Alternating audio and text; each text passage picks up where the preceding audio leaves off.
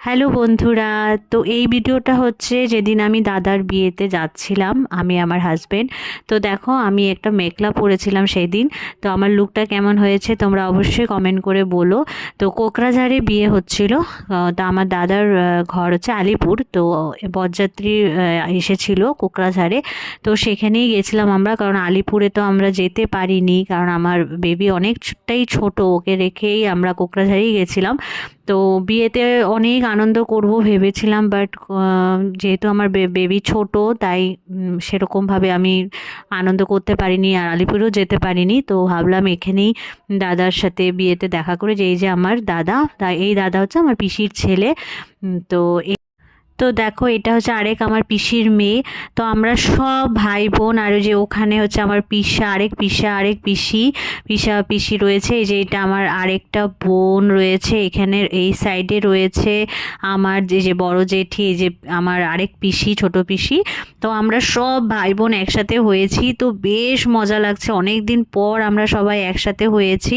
আর আমরা সব ওকেশনেই, মানে সব যে কোনো কারোর ওকেশনেই আমরা একসাথে হই, না হলে তো সবাই দূরে দূরে থাকে। তো অনেক দিন পর পর আমাদের দেখা হয়, আর ওকেশন ছাড়া বলতে পারো দেখাই হয় না।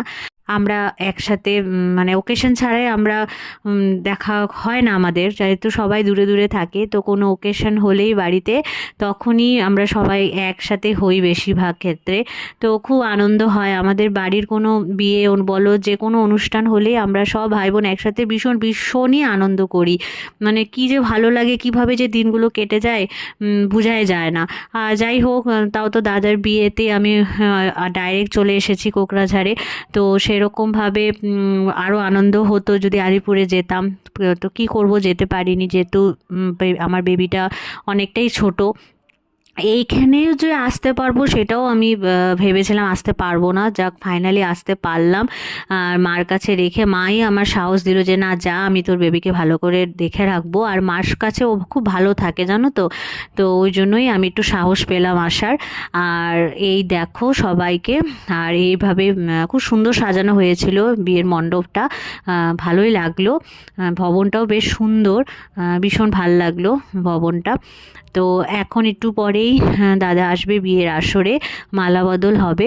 তো আমরা তো পুরো বিয়েটাও দেখতে পারবো না, তো ইচ্ছা আছে মালা বদল অবধি দেখে তারপরেই যাব আর কি। আর চলো এখন তাহলে তোমাদেরকে দেখাই আমার বৌদিকে, আমার নতুন বৌদিকে।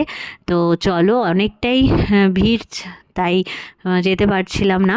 তো একটু পরে যখন ভিড়টা কমুক তারপরে তো যেতে পারবো, তোমাদেরও দেখাবো। তো সঙ্গে থাকো আর দেখতে থাকো।